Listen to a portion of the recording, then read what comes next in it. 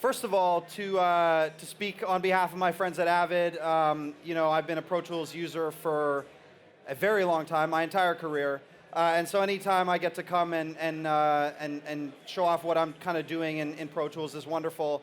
And then I'm also really excited because today I get to announce for the first time my very first plugin, my very first product. And so I brought a session today that this is a song that I've written. And I produced it, I mixed it, and I'm also using my plugin on it. And I thought it would be a great opportunity to show you guys kind of my workflow, my process, and also show you how I'm using my new product, and maybe it's something you guys like. So I think probably the way we'll do this is I'll play a little bit of the song. I'm always open for Q&A, so if there's ever something that I go through and you're like, oh, I have a question about that, just raise your hand. I don't know if there's mics, but I'll be able to hear you. And yeah, hopefully we can do a little Q&A and you guys can see kind of my workflow and what I do. So this song is called Good Old Days, and it was a song I wrote about 2 months ago while I was actually developing the product. And I found myself using my product in a number of different ways in this song. So what I'll do is play maybe the first minute of the song, just so you get an idea of what kind of song it is, how the hook sounds, and then I'll kind of break down how I made it and what we're doing in here. So, is that cool? Play the song? Yeah.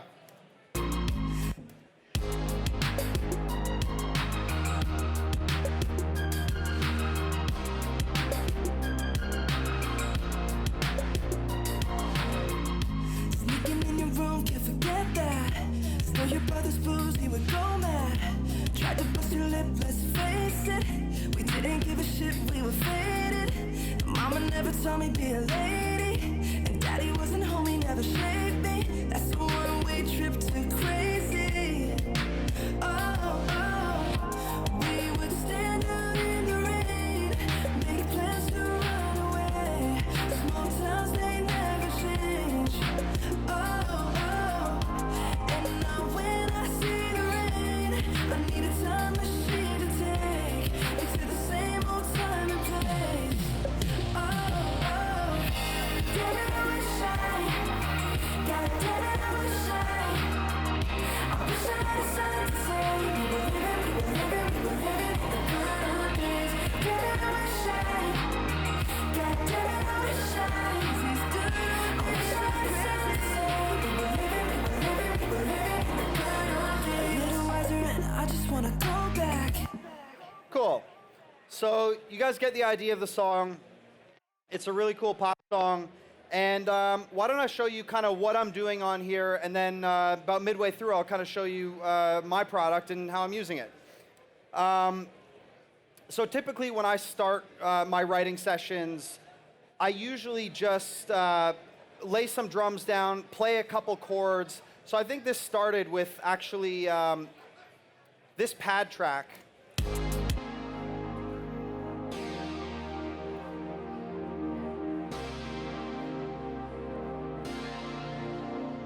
And so this is, a very simple like 80s pad. I think I pulled this off, this was maybe off my Prophet. And,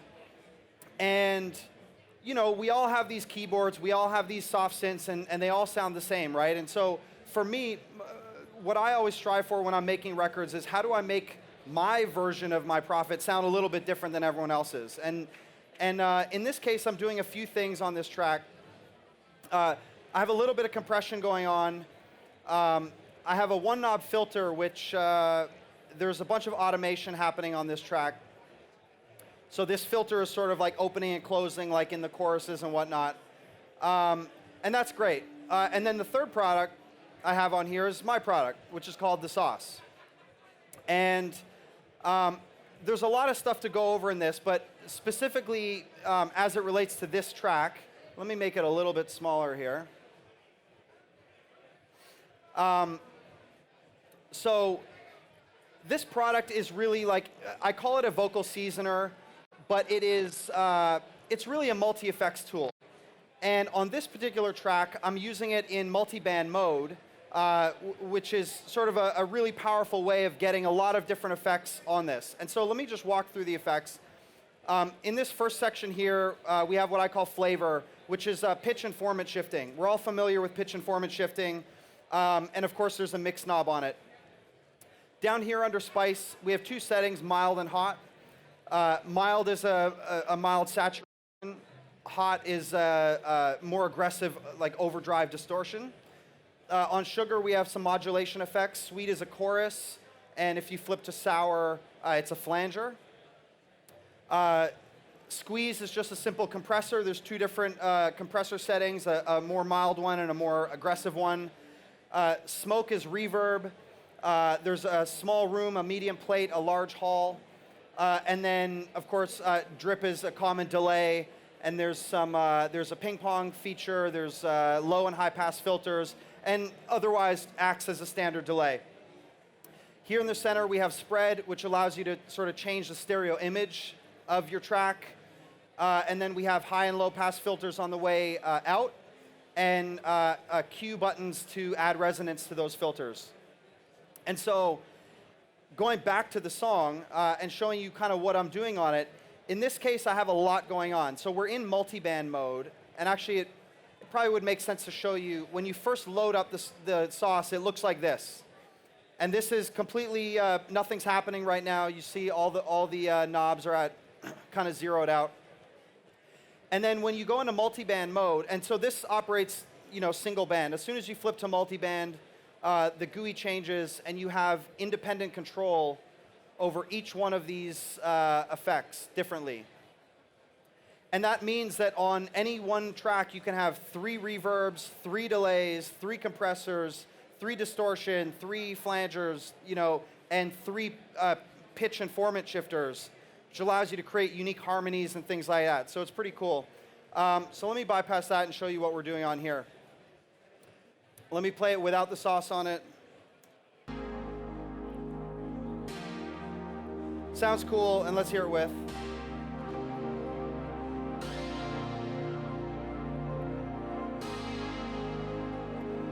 So there's a lot of interesting things happening. On the low frequency, we have a little bit of formant shifting, a little bit of a chorus, a little bit of mild saturation, very little, and a small room, a little bit of compression too.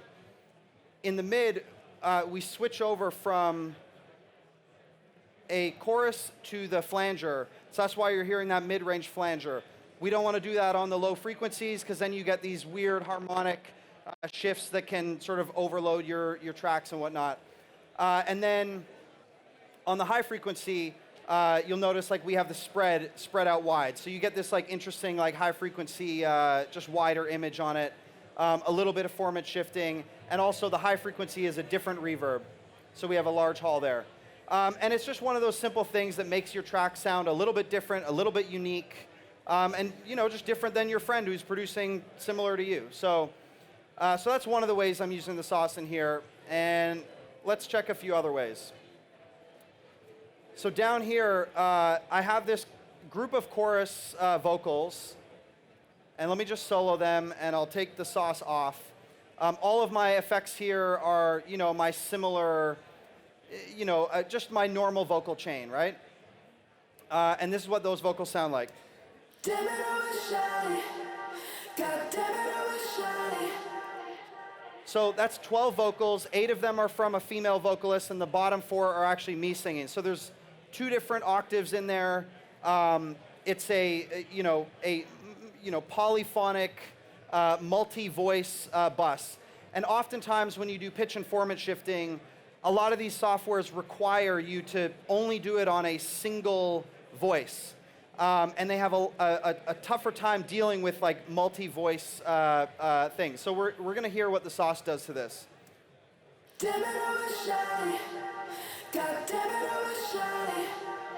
I wish I had a sign to say we were living in the good old days.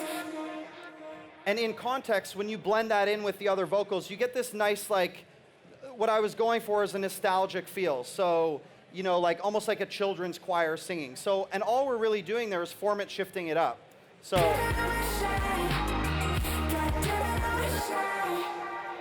I wish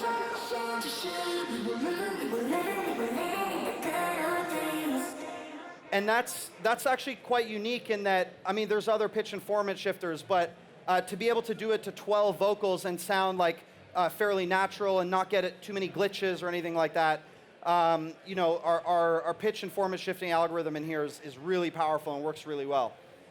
So that's another way that I'm using it on this. One of the other cool things about this product is that all of the effects operate on a wet-dry basis. And so in the case of reverbs, let me find right here. So I have some automation on these tracks. Let me find it. So this is just mute automation on a send right here. So basically I'm sending these background vocals to a bus, and I'll show you the bus. All it's got on it is the sauce. And what we've done is we've pitched everything going into it up a full octave. There's a bunch of saturation on it, so it's a little bit distorted. There's a little bit of delay and compression. But then if you notice this, the reverb is set to 100. And when it's set to 100, it allows you to use this product not just as a vocal processor, but also as a reverb. Or if you put the delay to 100, you can use this as your primary delay.